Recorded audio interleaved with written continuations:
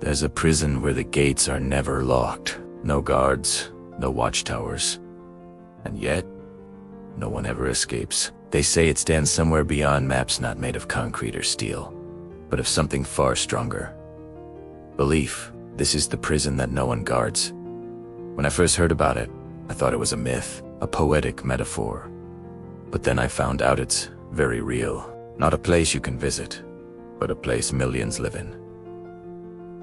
Every single day. It doesn't appear on Google Earth, but it's inside offices, schools, cities, even homes. It's invisibly yet. Its walls are thicker than any fortress.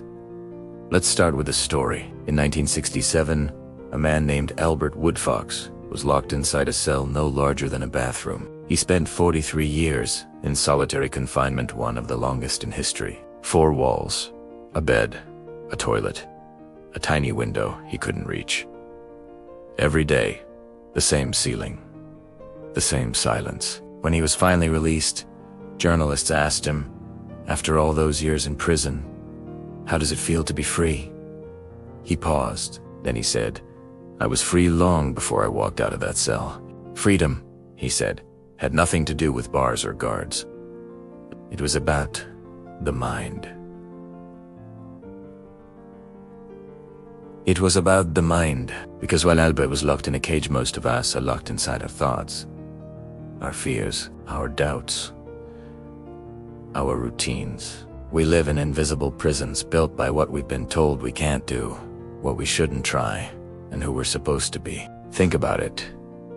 We wake up, check our phones before the sun rises, scroll through other people's lives, and quietly measure our own worth against theirs. We follow rules that no one wrote down, but everyone obeys the rule that says success looks like a job title, that happiness means owning more, that failure is something to be ashamed of. No one forces us, no one guards us, but somehow we stay behind those invisible bars. Psychologists have a name for this: learned helplessness. It's when a person or even an animal is conditioned to believe they can't escape pain even when the door is wide open. In one experiment, scientists placed a group of dogs in a cage with an electrified floor. The dogs learned that no matter what they did, they couldn't stop the shock.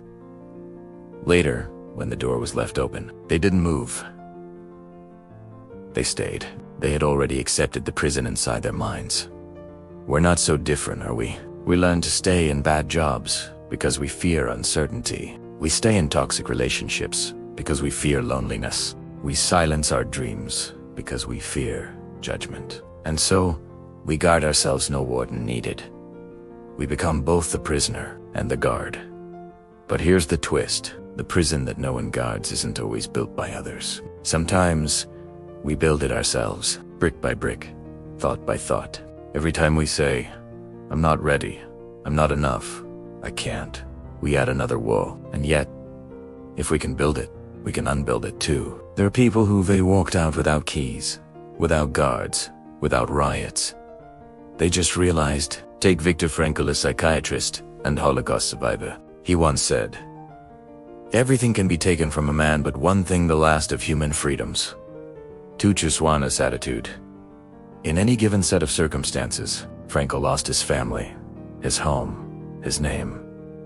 But he refused to lose meaning. He refused to let his captors decide what his life meant, and that was the moment he escaped. Maybe the real prisons aren't the ones we see on TV. Maybe they're built from old regrets, unspoken apologies, and the heavy weight of expectations. Every time we say, that's just the way it is, we reinforce the bars. Every time we say, what's the point, we tighten the chains. But the moment we say, maybe there's another way, that's when the first lock clicks open. There's a small town in Norway called Bastøy. It's home to one of the world's most unusual prisons. No walls, no guns.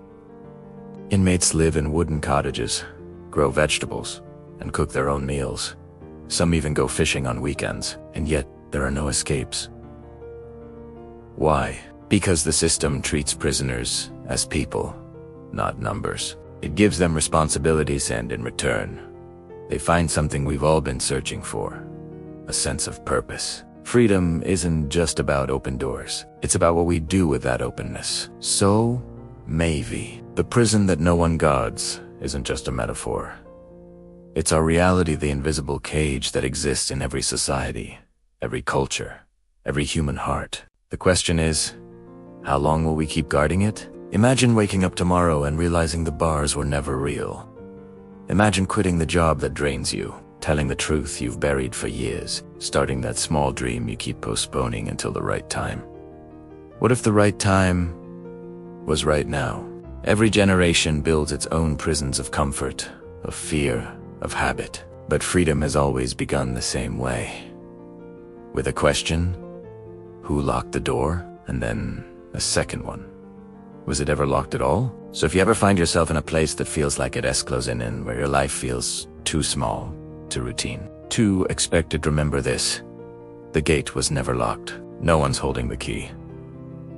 You can leave whenever you decide to, because the prison that no one guards was never meant to hold you forever. I'm your channel name, and this was the prison that no one guards. If this story moved you, maybe share it. Someone out there might still be searching for the door. Thanks for watching.